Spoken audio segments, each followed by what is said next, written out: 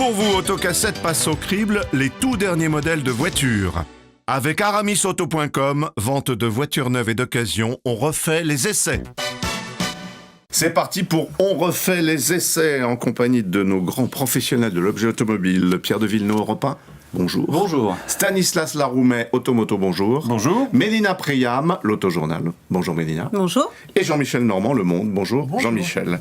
Alors on va essayer, ou plutôt vous avez essayé, la Mazda 3, marque japonaise, on le rappelle, indépendante, qui est loin des conglomérats que l'on connaît. Et on a là une automobile originale, peut-être. En tout cas, moi, j'ai lu éloge de la simplicité. Vous êtes d'accord avec ça ? Tout à fait. C'est une voiture qui appartient à une marque qui monte. Mazda, c'est un peu une marque qui a un peu le vent en poupe, qui se vend pas énormément au plan mondial, mais qui se fait remarquer.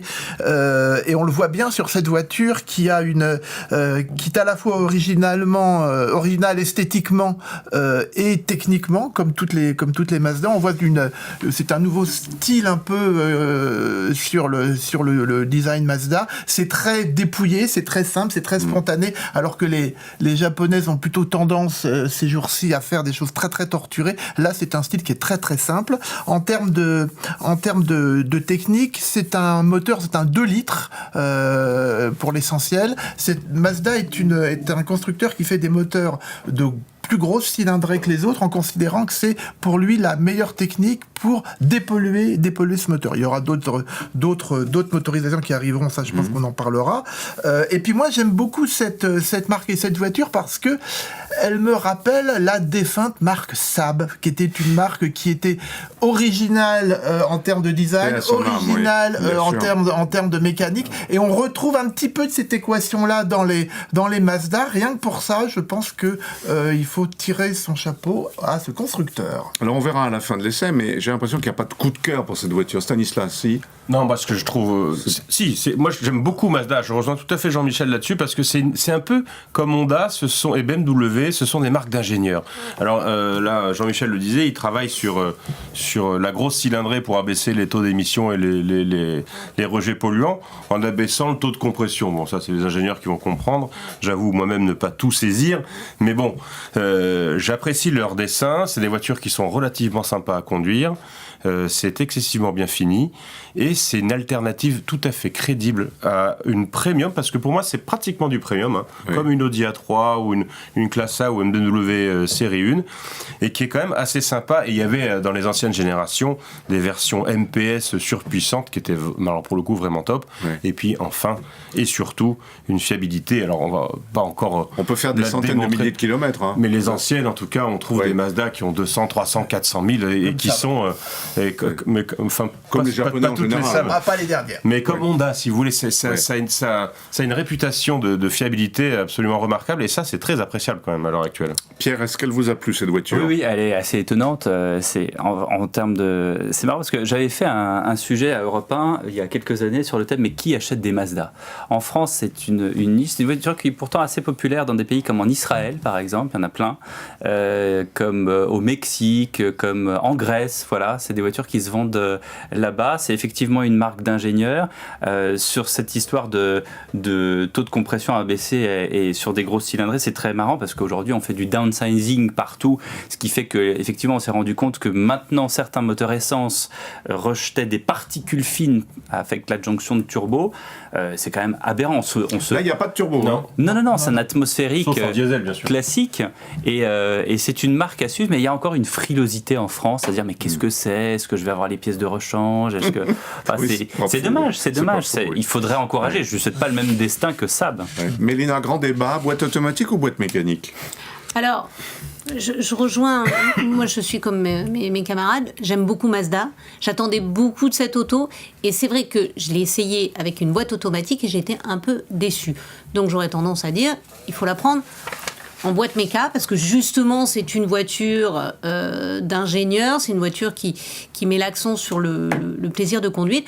À l'inverse, la boîte auto, c'est une boîte un petit peu ancienne de conception, c'est une boîte 6, c'est une boîte classique à convertisseur 6 rapports, qui est un peu lente et qui étouffe un petit peu le moteur, sachant qu'au niveau du moteur, pour l'instant, C'est un 2 litres essence 122 chevaux, ce qui n'est pas non plus énorme. Mazda nous avait habitués à un peu plus de puissance.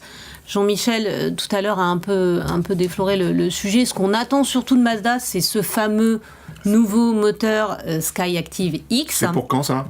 Fin d'année sur la 3. Dans l'immédiat, voilà, moi je suis restée un petit peu sur ma faim parce qu'en plus, c'est quand même une grosse compacte, 4,46 m. Et elle n'est pas du tout habitable. Et il paraît qu'à l'arrière, c'est pas terrible. Non, c'est pas terrible, c'est assez étouffant. Elle paie clairement le prix de son design, de son style. Alors c'est vrai que c'est une voiture qui est très élégante, des lignes simples, c'est un peu à contre-courant de ce qu'on voit actuellement, et c'est vrai que c'est très joli. Mais voilà, il lui manque un peu deux, trois choses. Quand on compare au reste du segment, moi je trouve que c'est une voiture qui a une vraie personnalité et qui est un peu plus longue qu'une Golf ou qu'une 308. Et je trouve que c'est un bon compromis. Et en plus, elle arrive à être vraiment originale, avec un intérieur qui jusqu'à présent était bien fait, mais ennuyeux comme c'est pas permis. Là, ça s'est pas mal renouvelé, même beaucoup renouvelé. Il y a une volonté de monter en gamme, et tout en restant relativement accessible, parce que bon, c'est le prix d'attaque. Hein. C'est 24 100 €. Ouais. Ça reste relativement. Moi, je trouve ça un peu cher. Ah bon ? Alors, elle est très très bien équipée, mais je trouve que pour un premier prix dans cette catégorie-là, c'est un petit peu cher. Il n'y a pratiquement pas d'options. C'est ce que tu Golf, hein. Oui. À équipement équivalent. Et à puissance égale. Après, au niveau des équipements, alors justement, moi je trouve que les aides à la conduite, tout ça, sont pas tout à fait aussi au point que ce qu'on voit chez la concurrence. Et la bataille des écrans, c'est pas leur truc. Hein.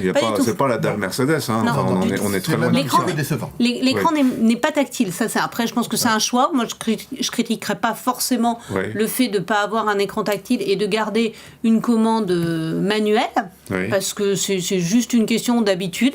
Mais c'est vrai que c'est aussi à contre-courant de ce qui se fait actuellement. Il y a les vitres électriques quand même. Jean-Michel, c'est une marque, vous le disiez au début, qui a le vent en poupe tout de même, toutes choses égales. Hein, oui, c'est-à-dire qui a un petit problème de renouvellement pas suffisamment rapide de sa gamme, donc dont les ventes n'explosent pas, mais c'est une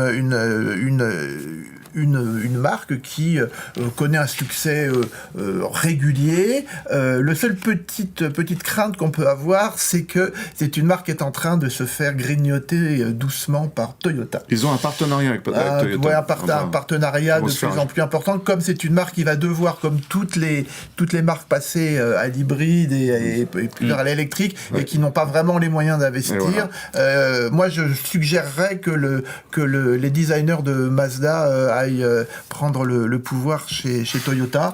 Ça pourra faire un échange intéressant et gagnant-gagnant pour les deux. Voilà, longue vie à Mazda. Merci à vous 4. Pour vous, Autocassette passe au crible les tout derniers modèles de voitures. Avec aramisauto.com, vente de voitures neuves et d'occasion, on refait les essais.